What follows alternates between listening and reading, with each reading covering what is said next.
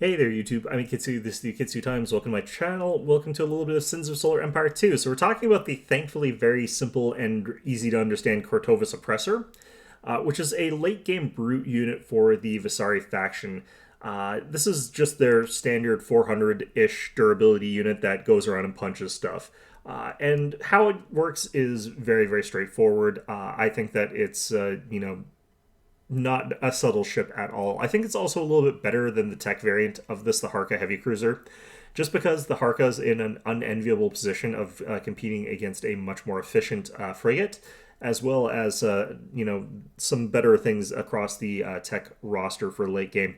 By contrast, the Kortovas really doesn't have any competition since you're comparing it to the Revestra Skirmisher, which is not very efficient compared to the other frigates. So let's take a look at this guy here. Listening.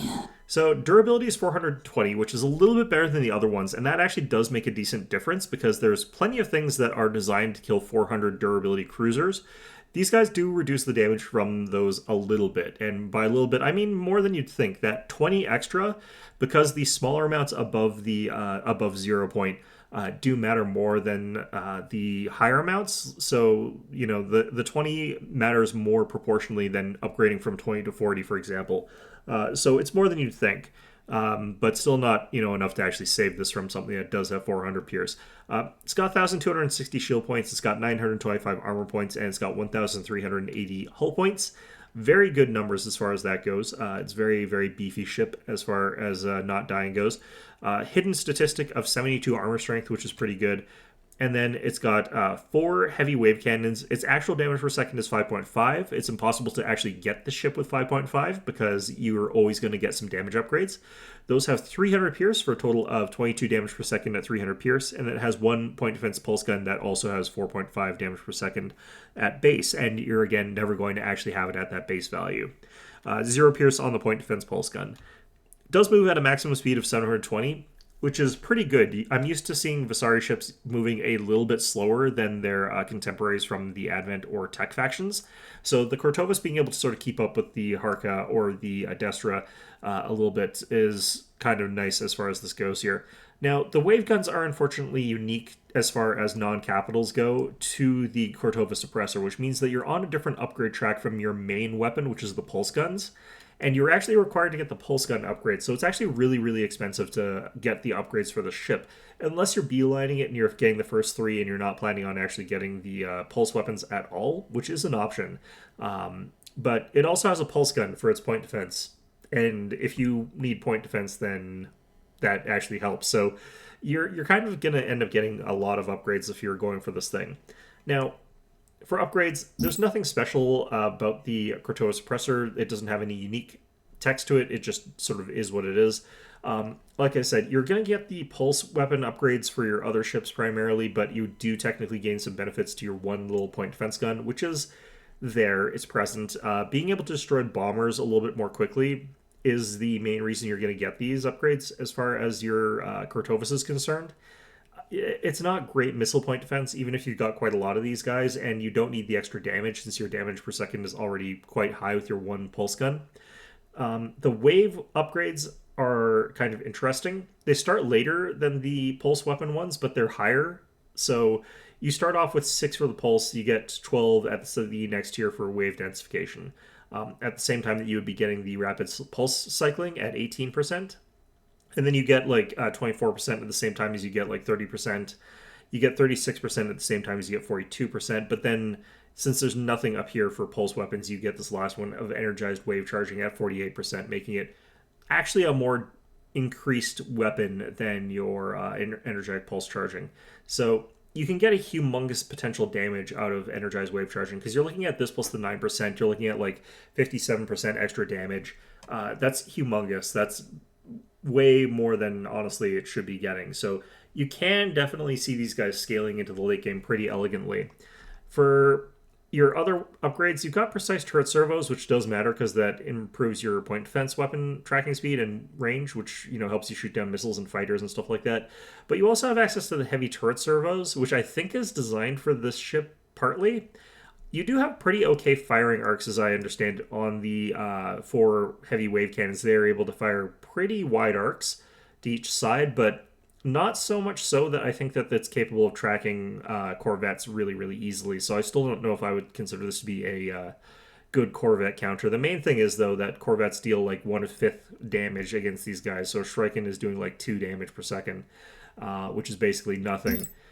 So this could potentially be a good counter to those, but by the time you're getting those, are you really going to be facing off against Corvettes, and do you really care about that? My opinion is no. So I don't really think this is a hugely beneficial thing. The capitals probably care about this a little bit more, and the weapon range is probably a little bit more important than the turret tracking speed, and 200% is really, really fast. So it could be good against Corvettes at this point, but it's really hard for me to justify it. For durability, these guys are tough. These guys are unlikely to get killed even if they're being like focused fired in a single volley. So having that ability to regenerate everything does actually matter for these guys quite a bit. Now the base values do matter because it means that you're less likely to get that one shot against you. But being able to survive and then recover some of your hit points does add up. It does increase your effective hit points by a decent amount there, making it so that these guys are capable of surviving in pretty big, pretty bullshit fights that would normally be able to like just take them out one by one by one.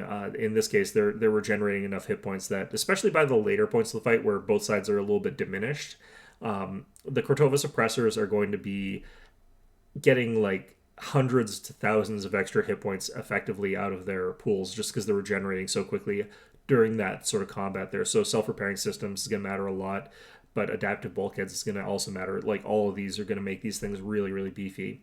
For the armor upgrades, obviously the percent bonuses are really great, but it's also nice to have the max turn speed and acceleration on these guys. They're not necessarily the most agile of ships. Being able to reposition them a little bit better with the flawless armor is actually quite nice for these guys.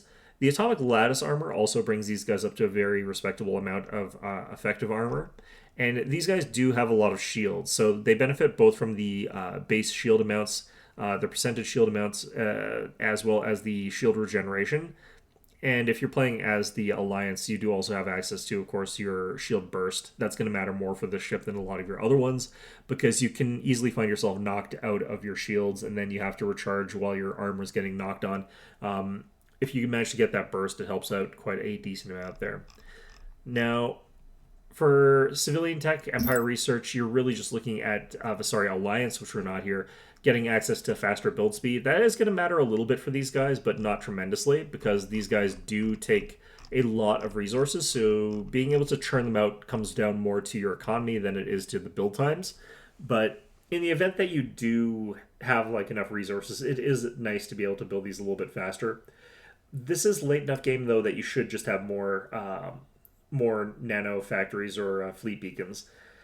Phasic Strike does matter for these guys. They're a grindy unit. They don't have like a humongous amount of high pierce damage. They're going to be like picking off isolated enemy cruisers, getting into those big grindy fights there. And as a result, having access to things like Phasic Strike and Resonance Mastery is going to matter for these guys. Being able to do those big blitz attacks for a longer period so that they're more effective is going to matter a lot for these guys. So let's take a look at the cost. I haven't really talked about that here. So the cost of the Kortovas Oppressor is really quite high. It's cost 16 supply, and it's 335 metal and 180 crystal, which is pretty expensive. But ultimately, this is still a fairly efficient ship for what it is. It's a little bit stronger than the Tech Harcka cruiser. It's a decent chunk more durable. It does a different role than the Destra Crusader, so we can't really compare it there. It's really, really strong in any of the situations where the Revestra Skirmisher would be strong, and then some. This is definitely a better ship than the Revestra Skirmisher. And you're paying a bit of a premium to get that extra bump there. Arguably, it's about 3 times the cost, but it's not 3 times the supply, so you're getting a lot more out of the ship than you are from 2 Revestra Skirmishers, which is what you're looking at in terms of supply, approximately. You get a little bit more than 2 Revestra Skirmishers, but basically, this is sort of the most linear upgrade out of all of them, whereas like the Harcka Heavy Cruiser, I would say that it's a balancing act between it and the Cobalt, because the Cobalt is better in a lot of situations. The Revestra Skirmisher is not better than the Kortovas in very many situations. There's a slim minority where like you really need that extra speed, in which case, obviously, you need the Revestra Skirmisher. Every other case, the Kortovas is going to be a better option. Against light targets, the Kortovas is better. Against the heavy cruisers that you want to like punch into, like just go trade evenly with those, the Kortovas is way, way better. And if you wanted to go hunt down 300 targets, 300 durability targets like the Exorias, then the Kortovas is going to be better. Even though the Kortovas is easily killed by the Exorias, it's easily killed by the Javelises, the Kortovas is still a better option into those sorts of targets than the Ravaster Skirmisher is. And this really comes down to, again, the Ravaster Skirmisher is not a hyper efficient ship. It's pretty decent for what its cost is. Like, it is still pretty good, but it's not a Cobalt. It's not a Disciple, where those are very, very cost efficient ships that are capable of coming in a swarm and taking out very key targets. In this case, they're closer to a midway point between a bully cruiser and a frigate, right? So because of that, they're already sort of like halfway to being a Kortovas Oppressor, and the Kortovas Oppressor just outstrips it by just enough that it really is in favor of the Kortovas Oppressor there. So yeah, it's a much better bully ship in my opinion than the Harcka. The Harcka is already quite excellent and is probably going to be your late game version of that type of ship there, but I think that this is just a little bit better than that.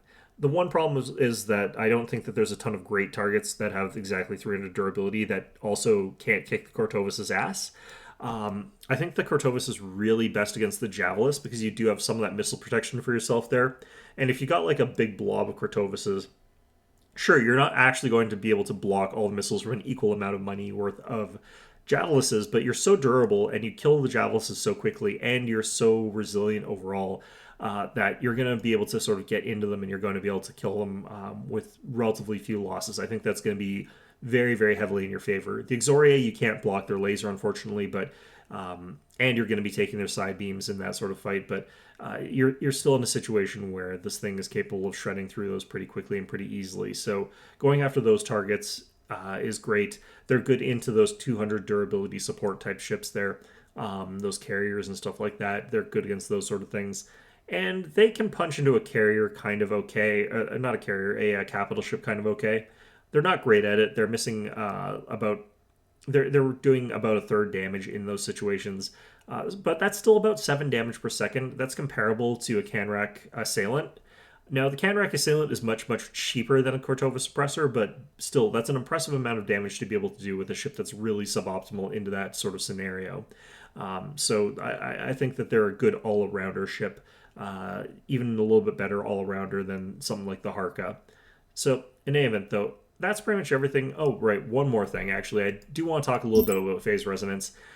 This is kind of split evenly between the mobility and combat trees. Like I said, this is a ship that wants to be running down specific types of targets, so being able to hop into a system and have that extra 18% speed does really help with their ability to get on top of those targets that they need to be getting after. And they're not likely going to be prioritizing enemy capital ships. You're going to want to be prioritizing sort of like backline. You want to clear out all those Exorias. You want to clear out all those Javelises. You want to clear out all those whatever it is you're hunting down. And this ship is not that fast, but that extra 18% speed does help you get into that kind of situation a little bit better, and it lets you clear out those kinds of targets a little bit better. Combat tree obviously is really, really powerful for these guys as well. Not only is the weapon reload better for your point defense turret, but this thing's got really high base damage values, so increasing the damage that this outputs really does make it very, very deadly. So being able to use that is also quite good here. So you just really have to decide, like, do you care more about being able to get into position to do your damage a little bit more efficiently, or do you just care about, like, hitting their front line and dealing more damage more quickly? If your opponent is using a lot of things like the Exoria, you would probably want the mobility. Whereas if they're using stuff like Harcka and you're just going cruiser to cruiser, then you want stuff like combat. Because with Combat 5, like, you're just tearing through, like, Harkka's relative to how well they're doing against you. It's very one-sided in your favor at that point. So I think that this is overall a pretty good ship. I think that a lot of Asari late game is going to have this. Even if you don't necessarily want it to be your main focal one, it still has a pretty good place in the army. Now, you can choose to just focus entirely on like your capital ships and Canrack Assailants and stuff like that if you really want to, but I definitely think that this has a lot of potential to make it so that you can just sort of punch into an opponent if you need a front line. In any event, though, that's going to be our video for today. I hope you found this one enjoyable, and of course, as always, hope to see you guys all next time.